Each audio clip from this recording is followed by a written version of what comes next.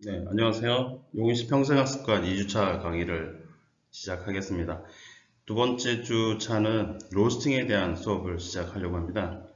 네, 로스팅, 커피 수업을 하다 보면 바리스타 분들이 제일 배우고 싶어 하는 게 로스팅 수업입니다. 그리고 로스팅 수업은 결국 마지막에 모든 커피의 맛이 로스팅에서 수렴한다 이런 말도 하는데요. 로스팅 그만큼 중요하죠. 네, 한번 시작해 보겠습니다.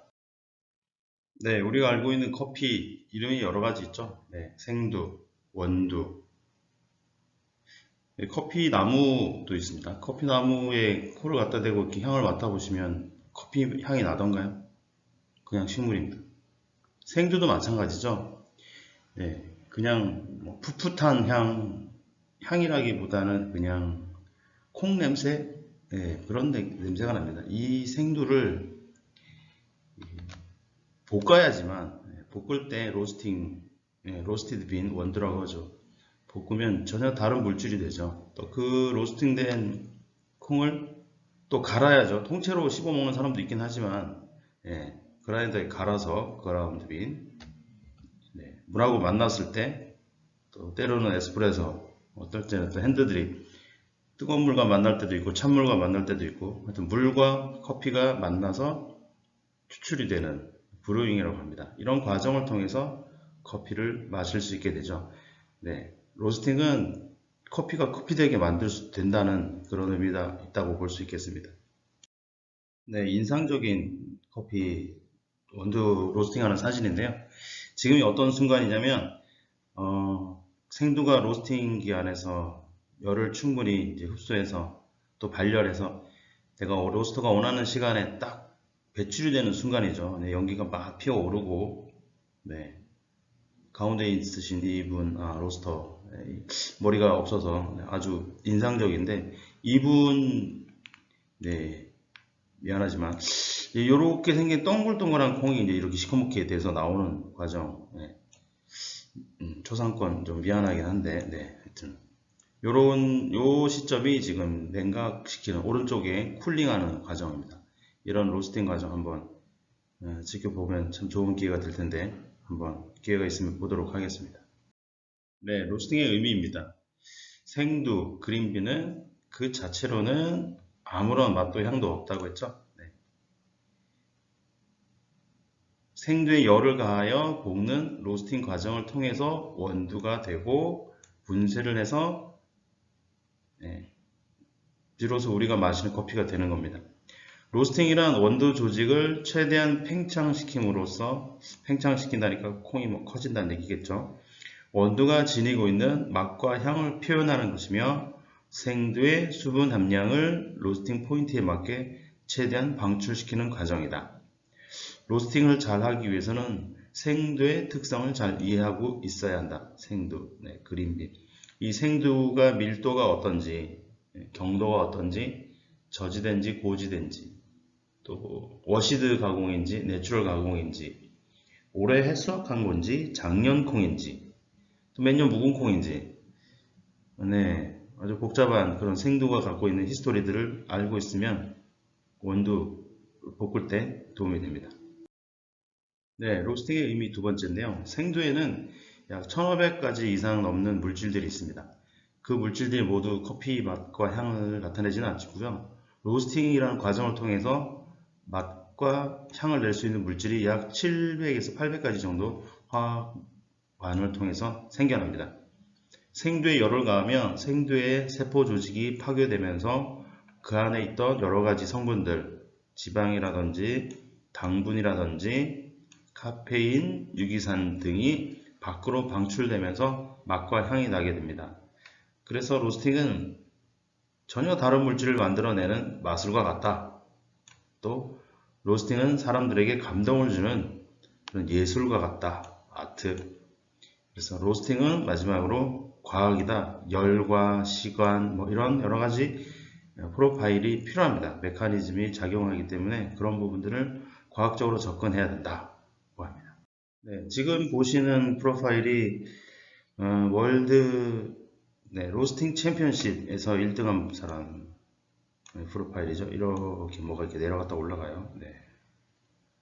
네, 2등 한 사람하고 대만 사람 같은데 이렇게 조금 더 완만하기도 한데 밑에 보시면 The Winning Profiles of World Coffee Roasting Championship 2013년 좀 옛날 자료이긴 하지만 이렇게 우승한 사람들의 그 로스팅 프로파일을 공개해 줍니다.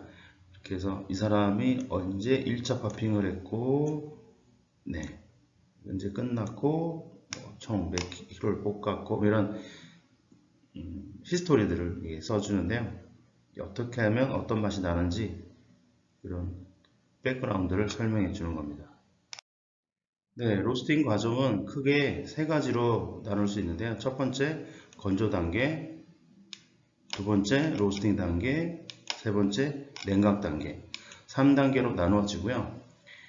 그래프 곡선은 보시다시피 이렇게 내려갔다가 올라갔다가 뚝 떨어지는 약간 S자 같다고도 할 수 있는데 네.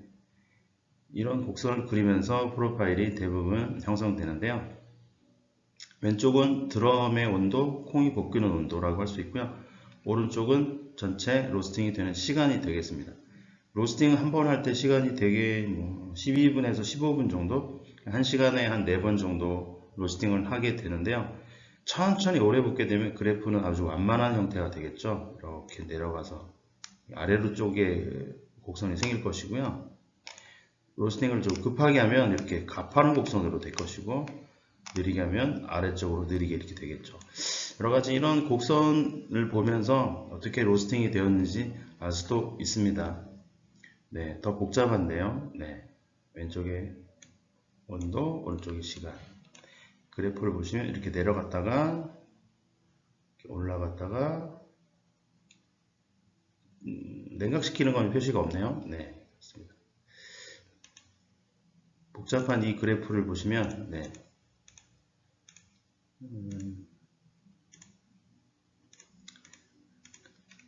중간중간 이렇게 색깔 표시를 해주셨는데 여기 옐로우라는 단계도 있죠. 4분에서 5분 사이라고 하는데 로스팅 기계마다 시간 차이는 좀 나긴 합니다. 그렇지만 전체적으로 비슷한 그림을 이렇게 보이고 있습니다. 네, 리커버리 타임, 디벨롭 이렇게 로스팅 수업은 그 여러 사람이 한꺼번에 배우지 못하고요. 1대1 교육, 개인적으로 교육을 많이 시켜줍니다. 사람마다 또 로스팅하는 스타일이 좀 있어서 네. 좀 전수받는다는 느낌으로 많이 수업을 진행하게 되고요. 일단 눈에 좀 낯설지만 이 그래프가 익숙해져야지 로스팅을 배울 수 있습니다. 네, 비슷한 그래프 곡선인데요. 왼쪽은 아까 온도였고 오른쪽은 시간이었는데 네, 우리는 로스팅 할 거 아니고 커피콩 사 먹기만 할 거다 생각하시면 이 그래프가 좀 중요하죠. 오른쪽을 보시면 이제 로스팅이 되는 단계인데요.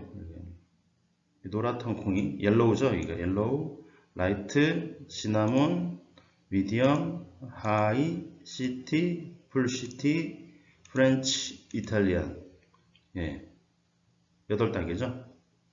이 중에서 제일 많이 볶인 게 프렌치 이탈리안. 주로 이제 별다방이나 뭐 이런 쪽 많이 볶인데. 그 다음에 시나몬, 네, 뭐 이쪽 라이트 시나몬 이렇게는 잘 먹진 않죠. 너무 덜 볶이고 쉬어서 네, 저건 잘 안 먹고 이렇게 오른쪽은 많이 볶은 것도 아직도 많이 있습니다. 중간쯤 되는 미디엄 하이, 시티, 풀시티 이렇게 되겠죠. 보통 약볶음, 중볶음, 중강볶음, 강볶음 이런 말을 하죠. 네.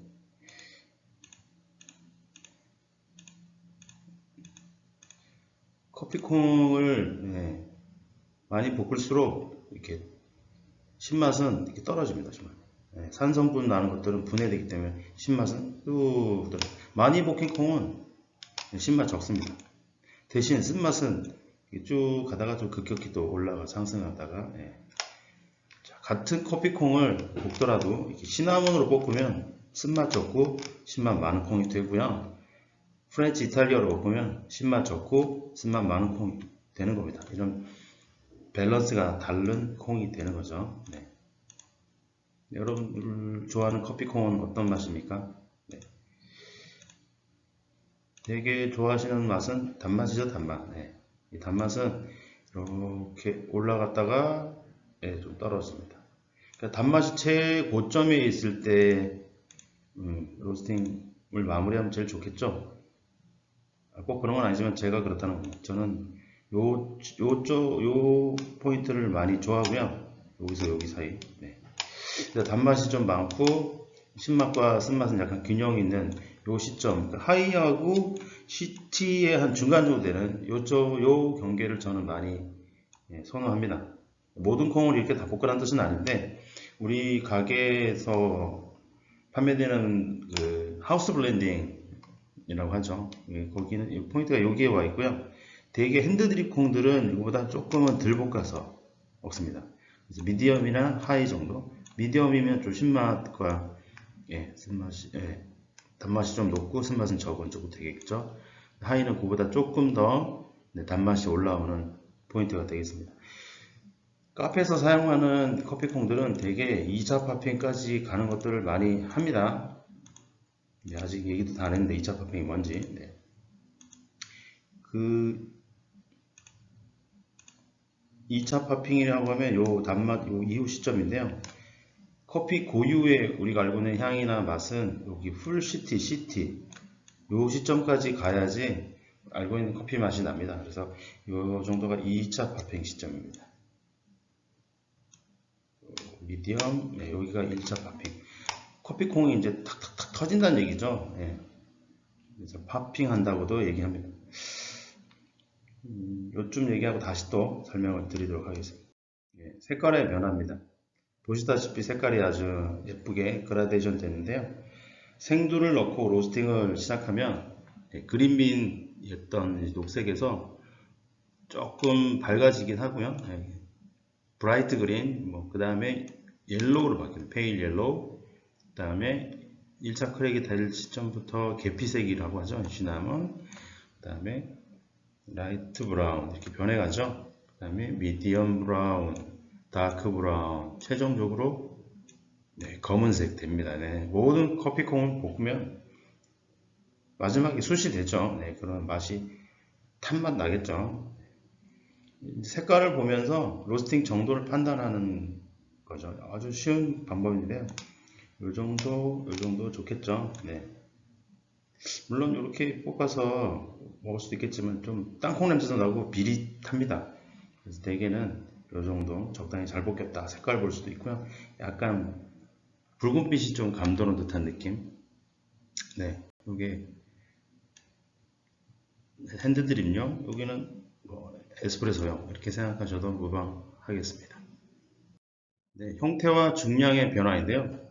로스팅이 진행되면 내부에 수분이 증발되면서 표면에 주름이 생기고 콩의 크기가 살짝 작아집니다.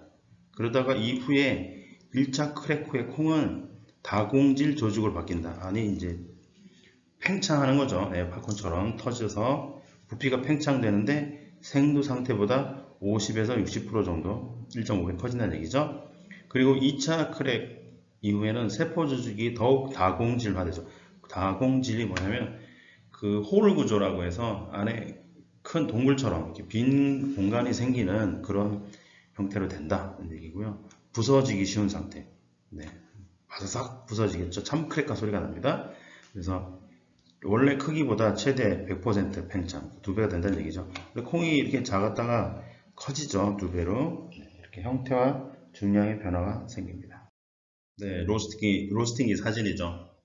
이 정도 크기면 뭐 한 15kg 정도 될 것 같아요.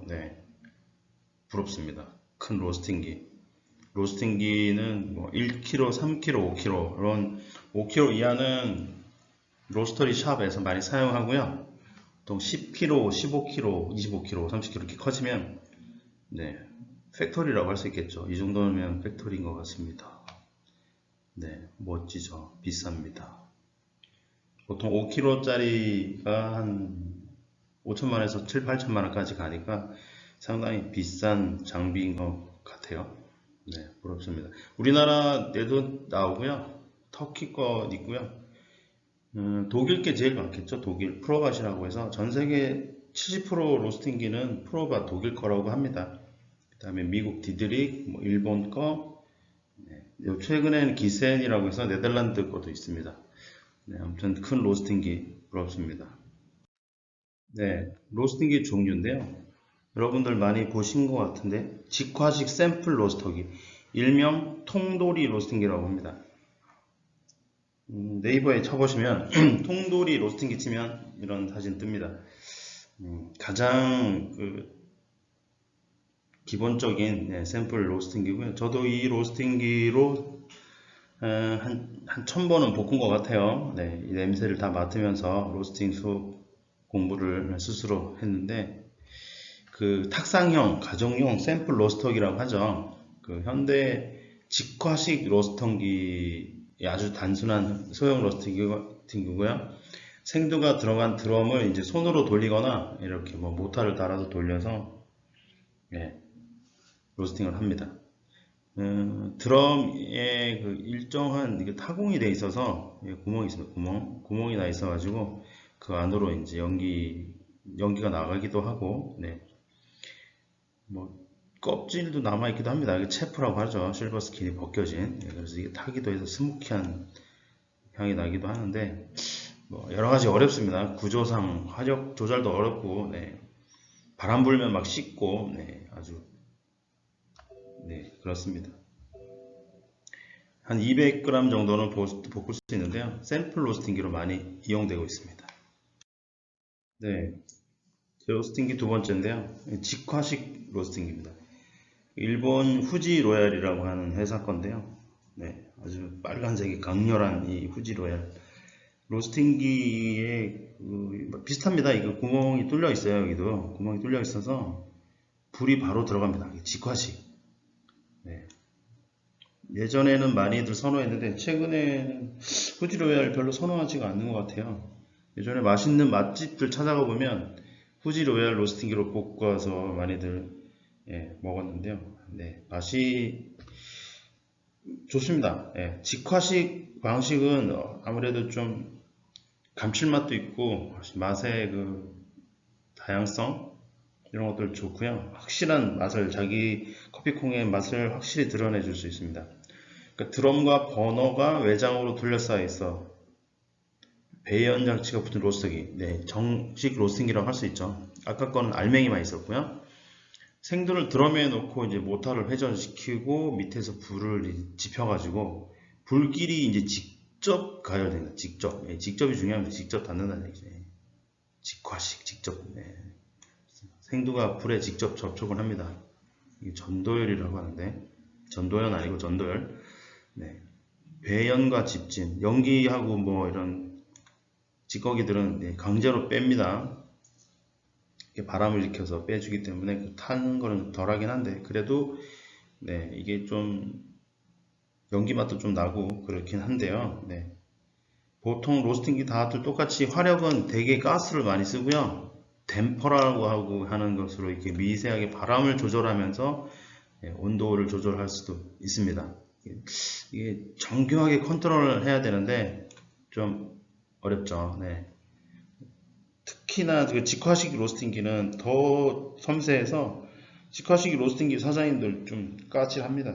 제가 경험한 바로는 그 집만의 특징, 개성을 잘 나타내 줄 수 있는 로스팅이기 때문에 아직도 맛집으로 소문난 사장님들은 직화식 로스팅기 많이 씁니다. 단점은 탄맛이 날 수 있다. 잘 안 태우면 되겠죠.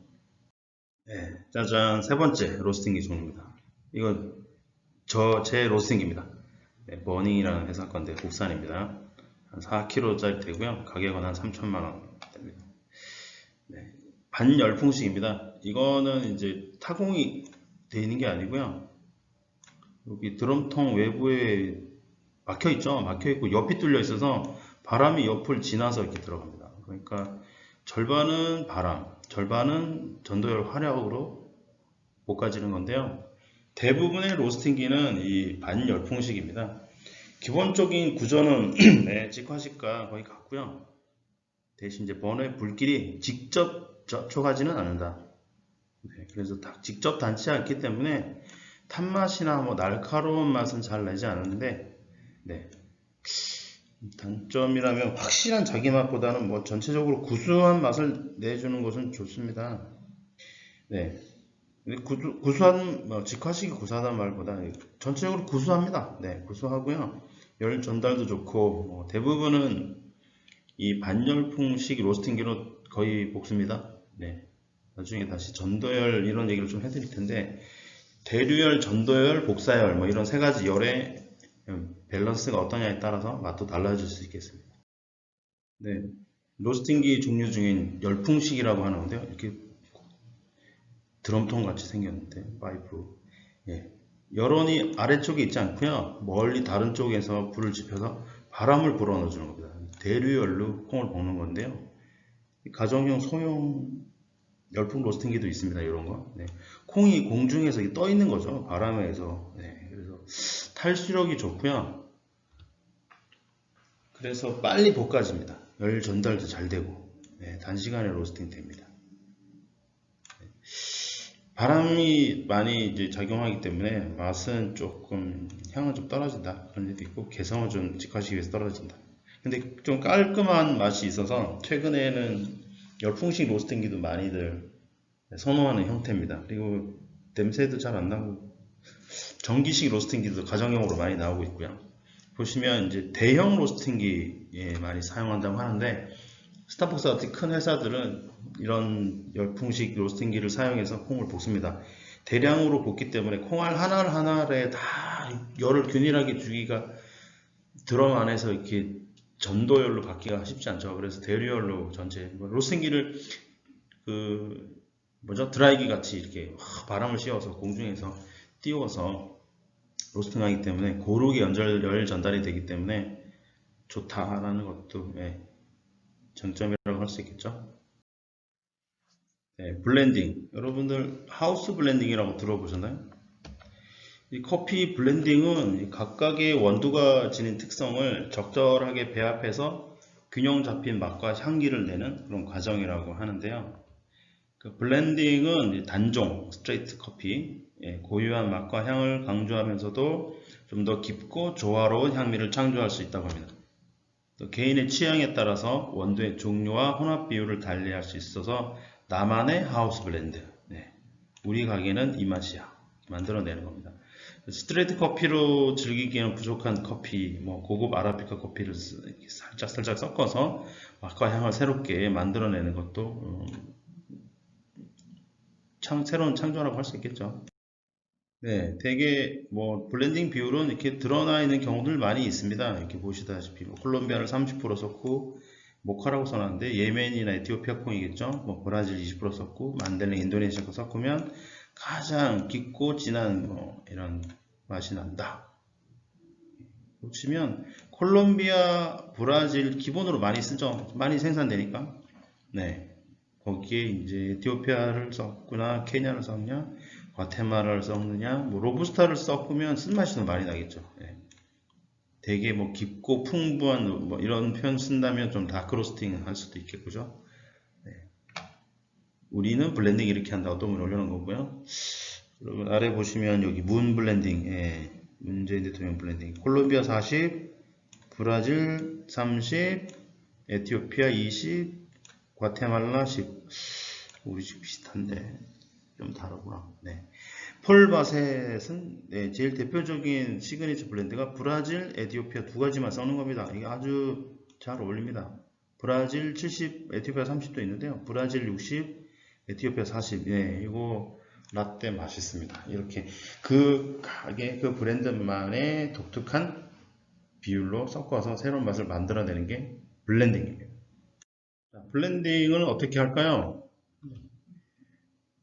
볶기 전에 섞어가지고 다 섞어서 그 다음에 볶는다.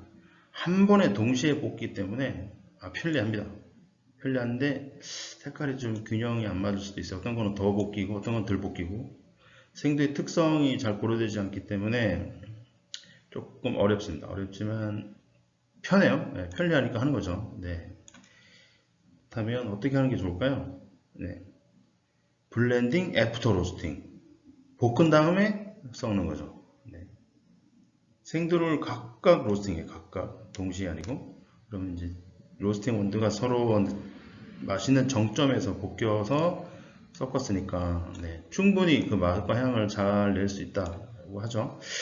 근데 이제 한 4개 섞으면 4번 볶아야 되는 거죠. 일일이 다 볶아야 돼요. 어떤 사람은 7가지 섞어서 한다는데 그 7번 볶는다는데 그건 조금 무리인 것 같고요. 하여튼 생두에 따라 로스팅 정도가 다르기 때문에 어떤 건 좀 많이 볶고 덜 볶고 약간 불균형할 수 있습니다. 이건 또 볶고 놓으면 저는 어떻게 할 것 같습니다. 저는 네, 1번입니다. 편리하거든요. 네, 홈 로스팅입니다. 홈 로스팅은 집에서 콩 볶는다는 거죠. 아주 그냥 단순하게 여기 프라이팬에다 놓고 주걱으로만 흔들어 가지고 볶을 수도 있고요. 수망이라고 해서 이렇게 채반같이 생긴 거, 뚜껑 달린 거 이거 사셔갖고 하셔도 됩니다. 근데 이렇게 수망, 뭐 프라이팬, 뭐 여러 가지 가지고 집에서 콩 볶는 사람들 있습니다. 집에서 내가 직접 콩 볶아 드시는 분들 생각보다 많습니다. 네, 홈 로스팅의 대가 인도네시아 어느 수마트라 섬에 있는 네, 일용엄니 콩 볶고 계시네. 장작불 네, 주걱으로 열심히 볶고 계신데 네, 머릿속으로 뭘 생각하고 계실까요? 네, 바로 이겁니다. 로스팅 과정 어디쯤 가고 있을까? 네, 어디쯤 가고 있는지 알아야지 되겠죠. 지금 콩이 볶아져서 이게 팝핑이 되는지 타버리는지 네, 그걸 잘 판단할 수 있어야. 그 로스팅 초기 단계에는 흡열 반응이라고 해서요. 생두의 수분이 70%에서 90% 손실되는데 수분 함량이 감소되면서 콩의 내외부 조직에 열 침투가 이루어지는 1차 크랙 전까지 과정이다.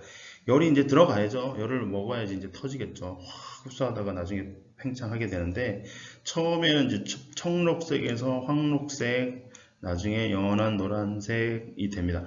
이 과정에서 이제 풋내도 나다가 나중에 빵 굽는 냄새 같은 달달한 냄새가 좀 납니다. 요게 건조 단계인데요. 아까도 설명드렸다시피 브라이트 그린에서 페일 옐로우 약간 이렇게 노란빛을 띠는 여기까지가 건조 단계입니다. 네, 슬슬 볶아지는 거죠. 노란색에서 다음 단계로 넘어갑니다. 이게 뭐 일정하지 않지만 연기도 나기 시작하네요. 네, 실질적인 로스팅 단계에는 2가지 크랙, 갈라진다는 뜻이고요. 파핑이라고 합니다. 콩의 무게는 최대 25%까지 줄어들고 부피는 팽창하고 부피가 증가해서 조직은 부서지긴 상태 아주 바삭바삭. 그리고 카라멜 반응 때문에 색깔이 아주 진한 갈색으로 변하면서 가스도 나오기 시작합니다. 이때 아주 바빠집니다. 막 프라이팬 같은 경우 쉬지 않고 막 흔들어 줘야겠죠. 네, 원하는 상태 정도 색깔이 됐다. 그럼 빨리 배출시켜서 식혀야 됩니다. 그렇지 않으면 커피콩 내부의 열이 엄청 높습니다. 200도 가까이 되기 때문에 더 진행되기 때문에 그러면 이제 쓴맛이 더 많이 나겠죠. 그래서 찬 공기를 순환시켜 주거나 커피에 흡수되지 않도록 물을 뿌려주라 하는데 물을 저는 추천하지 않고요. 선풍기에다 넣고 빨리 흔드시면 됩니다. 네, 수업 시간에 홈 로스팅 하는 광경 사진인데요. 네, 얼굴 가린 건 이제 초상권 때문에 그렇습니다. 불을 이렇게 지펴서 이렇게 흔들면서 하는 겁니다. 이렇게 흔들면서 지그재그로 이렇게 지그재그로 흔들다가 다시 한번 돌려주고 이런 식으로 흔들흔들 돌려주고 이렇게 하면서 로스팅을 하시면 됩니다. 로스팅, 홈 로스팅의 결과물들을 한번 볼까요? 네, 얼룩덜룩하고 타고 이렇게 탄 거는 그을렸다고 해서 스코칭이라고도 하고 티핑이라고도 합니다. 네, 잘 골라서 드셔야겠죠. 네. 네, 온전히 태울 수도 있습니다. 네.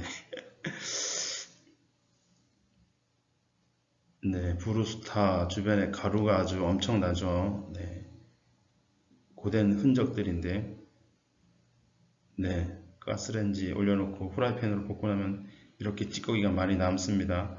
네, 홈 로스팅 한번 해보시겠습니까? 쉽진 않겠지만 한번 도전해 보시고요. 생두를 내가 직접 볶아서 한번 태워보면 그 변화 과정들을 익히게 되면 아주 좋은 경험이 될 것 같고요. 아, 커피콩이 이런 변화 과정을 통해서 맛을 내는구나. 이렇게 배울 수 있는 것 같습니다. 오늘 수업은 여기까지 하겠고요. 네, 수고 많이들 하셨고요. 첫날 에스프레소, 둘째 날 우리 로스팅 했는데 다음 주는 뭘 할까요? 기대해 보시기 바랍니다. 감사합니다.